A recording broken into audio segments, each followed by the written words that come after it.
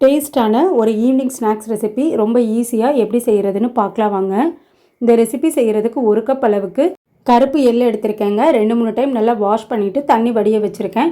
பேனில் 2 table spoon நெய் சேர்த்துட்டு 1 கப் அளவுக்கு ராகி மாவை நல்லா இந்த அளவுக்கு வாசனை வர வரைக்கும் வறுத்து எடுத்துக்கலாங்க.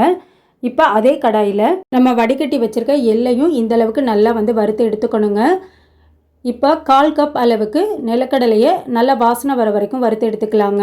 ராகி மாவு எடுத்து அதே கப்பில் 1 கப் அளவுக்கு வெல்லம் எடுத்துக்கலாங்க. 1/4 கப் அளவுக்கு தண்ணி சேர்த்துட்டு வெல்லம் நல்லா கரையட்டும்.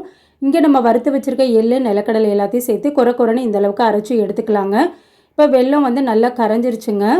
இப்போ ராகி மாவு கூட நம்ம அரைச்சி வச்சுருந்த எள்ளு நிலக்கடலையும் சேர்த்துட்டு 2 டேபிள் ஸ்பூன் அளவுக்கு நெய் சேர்த்துக்கலாம். நம்ம கரைச்சி வச்சுருக்க வெள்ளை கரைசலை கொஞ்சம் கொஞ்சமாக சேர்த்துட்டு நல்லா கைகளால் இந்த மாதிரி பிசைஞ்சு விட்டுக்கலாங்க. நீங்களும் இந்த ரெசிபியை ட்ரை பண்ணி பார்த்துட்டு எப்படி இருந்ததுன்னு உங்கள் கமெண்ட்ஸை எனக்கு சொல்லுங்கள்.